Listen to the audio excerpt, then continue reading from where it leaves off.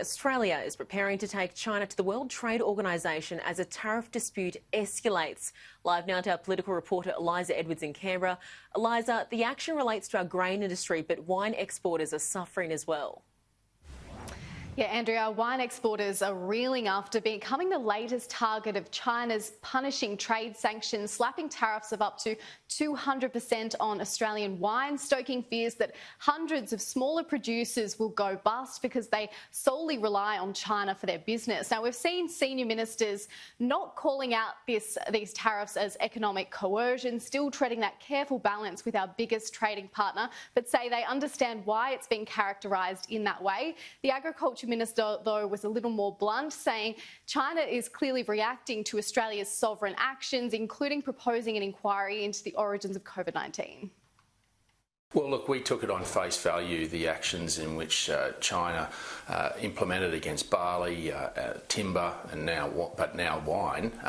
But subsequent, they've made statements, assertions, and grievances around some of the actions, sovereign actions of our country. Now, that obviously leads to the perception, quite rightly, that the actions that they're taking against our commodities is more around their grievances around our sovereignty and our sovereign actions than it is around anything to do with trade.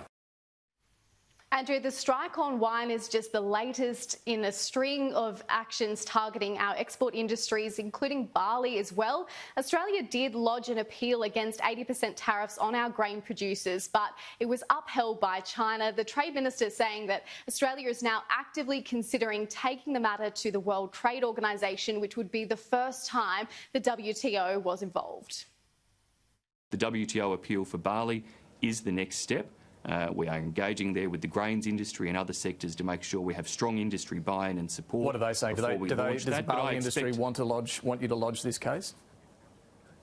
Look, there are different opinions, to be quite frank there, but on the whole, Australia stands by the rules-based system for international trade.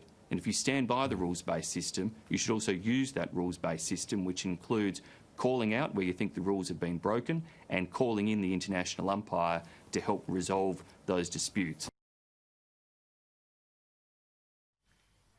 And Eliza, the Prime Minister has also flagged economic support for producers hit by China's trade sanctions. Yeah, comparing the situation to the difficulties faced by the airline industry during COVID-19, the Prime Minister has conceded that there are fresh tensions in the relationship with Beijing after this latest hit on our wine producers, and has flagged there will be government support on the way. The government will be looking to see how we can get a number of our producers through this difficult time. We've done that through COVID, as people would know, when the airlines basically shut down and the bellies of planes weren't there to put things like crayfish and other things in. That's why we introduced the freight support subsidies, which has kept those planes in the air.